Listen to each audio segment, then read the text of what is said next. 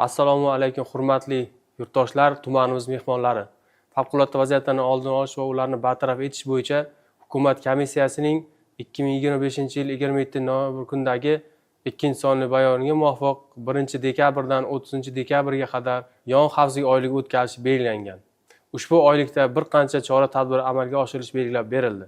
Jumladan, aholining yong'inlar, is gazdan zaharlanish, gaz-havo aralashmasining chaqnashi bilan bog'liq favqulodda vaziyatlarni oldini olishga qaratilgan bilim va ko'nikmalarni oshirish hamda ularni shaxsiy madaniyatini shakllantirish, iqtisodiyot tarmoqlari, ijtimoiy soha obyektlari hamda uy-joy fondini yong'in xavfsizligi talablariga muvofiq holga keltirishga qaratish belgilangan. Ko'p qavatli uylardagi, yakka tartibdagi, ijtimoiy soha obyektlaridagi, shuningdek, ishlab chiqarish korxonalari, yirik bozorlar, yirik savdo majmualari hamda aholi ko'p yig'iladigan boshqa obyektlarda o'rnatilgan tartibda yong'inlarni oldini olish borasida keng ko'lamli profilaktik ogohlantirish ishlarini amalga oshirish.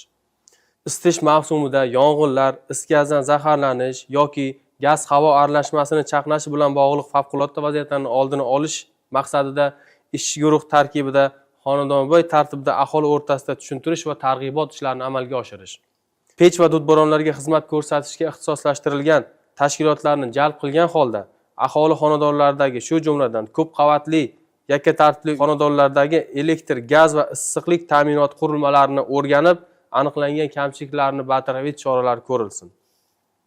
Bunda birinchi galda ijtimoiy himoyaga muhtoj aholi qatlamini, past daromadli, ehtiyojmand va notinch oilalarni, profilaktika hisobga turgan, spirtli ichimliklarga ruju qo'ygan, yakka yolg'iz yashovchilar oilaga alohida e'tibor qaratilsin. Bozorlar va savdo majmualarida taom tayyorlash uchun maishiy gaz ballonlaridan foydalanishga yo'l qo'yilmaslik, umumiy ovqatlanish shoxobchalari uchun tabiiy gaz manbai hamda tizimlarining kiritilishini taqiqlash choralari ko'rilsin. Tunda odamlar qoladigan ijtimoiy soha obyektlarida muntazam ravishda yong'inga qarshi rejimga rioya qilinishi predmetiga oid tungi tekshiruvlarni o'tkazish tashkillashtirilsin. Yangi qurilish obyektlarida yong'in xavfsizlik qoidalariga rioya qilinish ustidan qat'iy nazorat o'rnatilsin. Vagon profilaktik tadbiri o'tkazilishi tashkillashtirilsin. Bunda birinchi galda e'tiborni quruvchilarning vaqtinchalik yashash joylariga alohida e'tibor berilsin.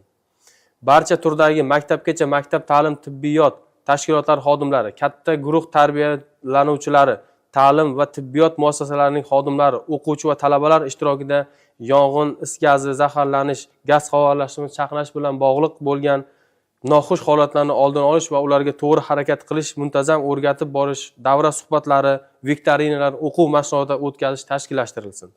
Kelajak avlodni qutqaruvchi kasbiga qiziqtirish maqsadida namunaviy bo'lgan hamda zamonaviy texnikalar bilan jihozlangan yong'in qutqaruv qismlarida hamda Vazirlik akademiyasi yong'in xavfsizlik ta'minlash va o'chirish vositalarining ko'rgazmali namoyishlariga bag'ishlangan ochiq eshiklar kuni o'tkazib borilsin. Suvsiz hududlarda yong'in qarshi suv ta'minot manbalari tashkil etilsin.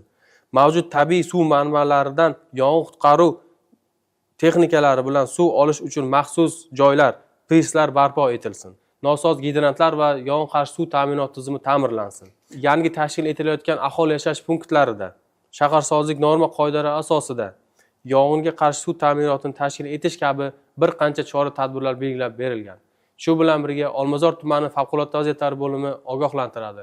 Uyingizda gaz hidini sezsangiz, zudlik bilan eshik va derazalarni ochib, uyni shamollating. Hamda Favqulodda vaziyatlar vazirligining 101 qisqa 1050 hamda gaz tashkiloti 104 qisqa raqamiga murojaat qilingiz so'raladi. O'zingizni va yaqinlaringizni hayotiga befarq bo'lmang.